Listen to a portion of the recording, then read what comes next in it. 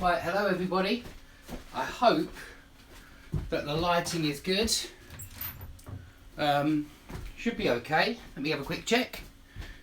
Looks okay to me. If anybody's not happy with this, I'm sorry about this.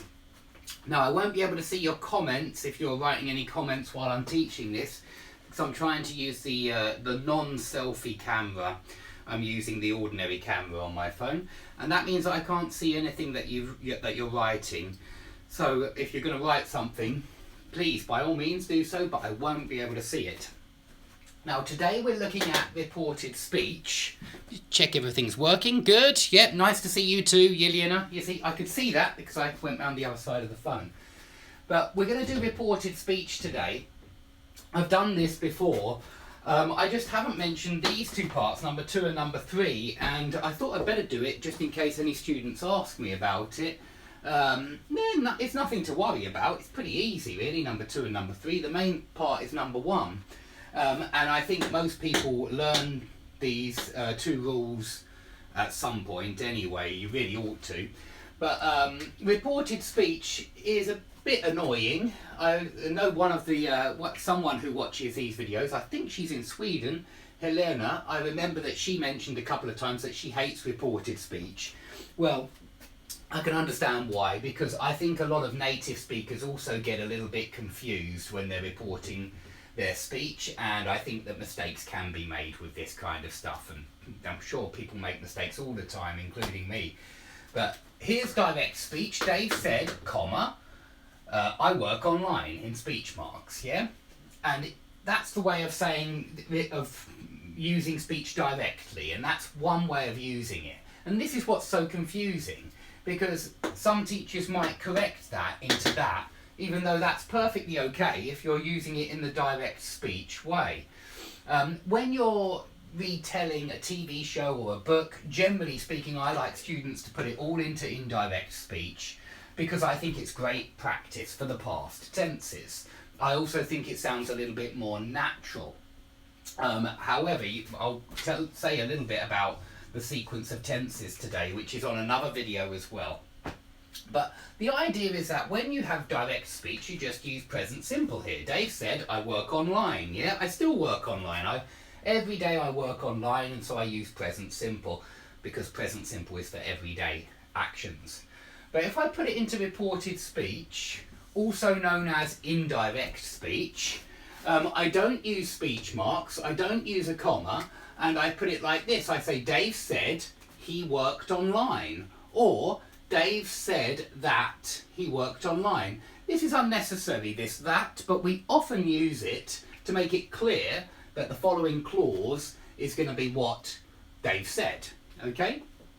But no comma, please, when you put it like this. Use a comma before the direct speech marks.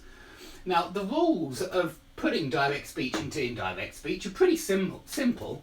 Change all present tenses to their equivalent past tense. So keep the aspect the same, but don't use present simple, put it into past simple. Worked. Don't use present continuous, was going, is doing, or is having, or is playing. Use past continuous, was playing, was having, was going. Don't use present perfect, have done. Use past perfect, had done. And don't use present perfect continuous, have been living. Use past perfect continuous, had been living. Pretty simple. Now, if you've got one of these ones in the original, if you've got a past tense in the original direct speech, then you don't have to change it. But we do very often change past simple into past perfect. And there's a very logical reason for doing that. Because if Dave said, let's have this as another example. If Dave said something like, I went to Brazil last week. It's not true, just an example. Then we would have to change the went. Well, as soon as we put it into indirect speech, Dave said. Now think about it. When did I go to Brazil? Did I go to Brazil before I said this? Yes, I did, and that's why I used past simple. So Dave said, that, maybe, or maybe not, he had gone to Brazil. And do we say last week? No, we don't. We say the previous week.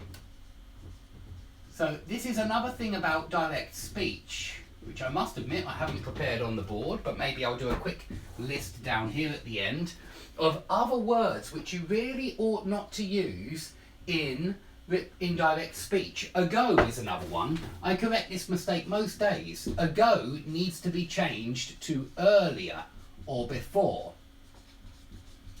Just like yesterday, it only ever means, yesterday always means the day before now.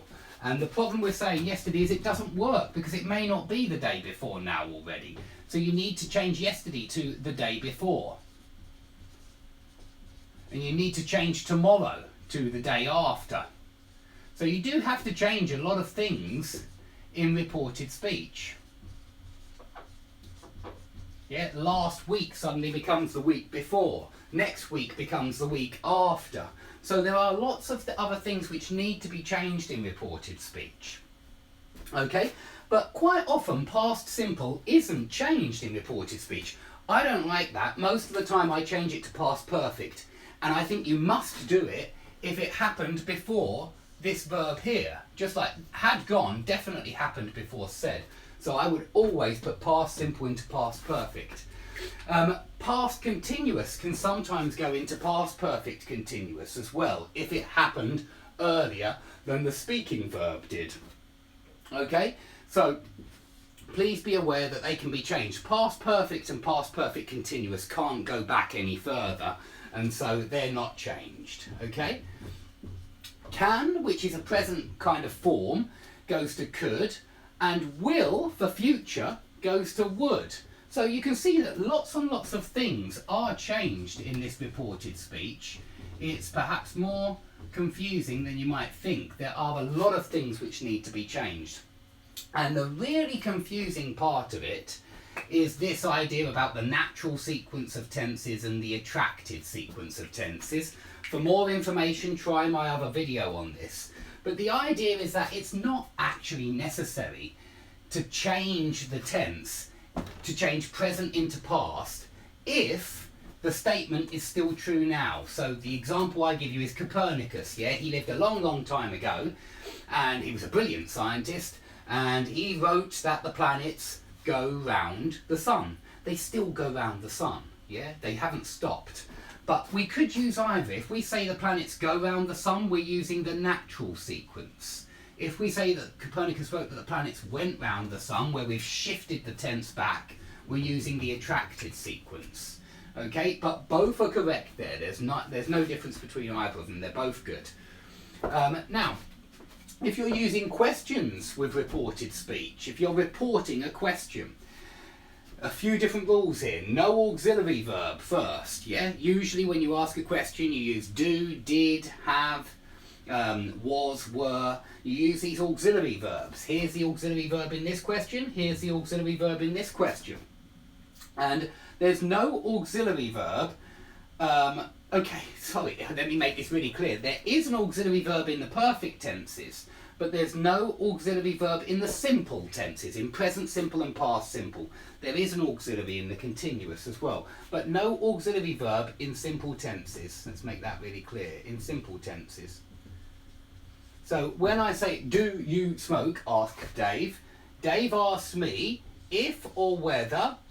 If would be informal, whether would be formal. But Dave asked me whether I smoked. So I'm still moving the tense back from present to past. I'm using normal word order. I don't say Dave asked me if, or Dave asked me do I smoke. Don't say that. That would be direct speech. Dave asked me, open speech marks, do you smoke? That would be direct. But indirect, it's got to be Dave asked me if or whether I smoked. Please remember that if is informal, whether is formal. Personally, I prefer whether. I think whether is the word we're looking for here. I think if should only be used in conditional sentences.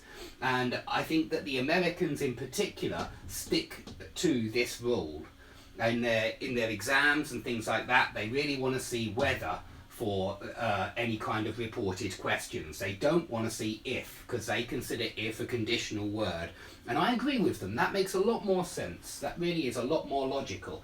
So Dave asked me whether I smoked. Smoke goes to smoked, and we don't use a do because this is present simple.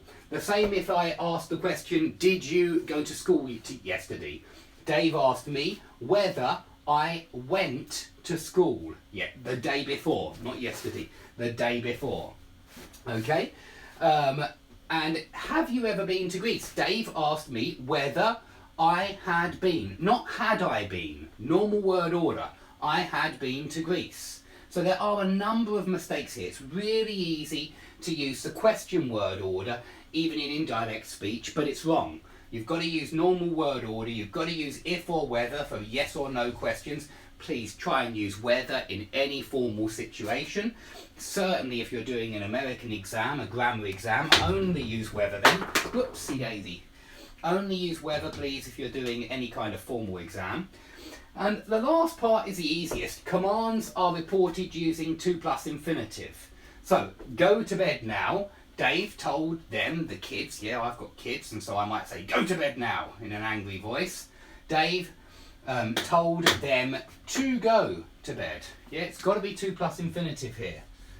And don't use say here. Don't say Dave said them to go to bed. That is not correct. You've got to use the verb tell for orders or instructions and not say. But we can use the verb ask. Look, open the window, please. Dave asked me to open the window. So you can use ask with to plus infinitive as well. But please don't forget about these words which also change. I get loads of mistakes here where people use indirect sentences and they say ago. And that's not correct because ago is from the present moment. If you're retelling a film, you need to say something like Sherlock told Watson that he had met Professor Moriarty a few weeks, not ago, earlier. Because if you say a few weeks ago, it means in 2017. And Sherlock Holmes is not set in the 21st century. It's set many years ago. And so you need to use Sherlock told Watson that he had met Professor Moriarty a few weeks earlier, or a few weeks before. So one thing I want you to take away from this is that in reported speech, in indirect speech, you very often see past perfect. Okay, some people wonder how often we use past perfect. Well, very, very, very rarely actually. And the time you really want to think, do I need past perfect, is when you're telling a story and you're using indirect speech. Because very often that indirect speech will need to be, instead of Dave said he went to Brazil a week earlier, you need to say Dave said he had gone to Brazil a week earlier, the previous week. Yeah, it's got to be like that. So please be aware about past perfect in reported speech. It's very important. It's the most common reason for using past perfect. It really is. We probably only use past perfect 0.1% of the time when we're using a verb in English. But if we're using reported speech, it jumps up to about 50% of the time maybe when you're using past tense anyway. Okay, if you have any questions, now is the time to ask. I'll just turn around, get round to the back of my phone and see if anybody is. No, it doesn't look like there are any questions. Okay, well, we'll hold it there then for today. Thanks for your attention in watching all of these different rules. If you have any questions about reported speech, please put them under the video and I'll be delighted to answer them.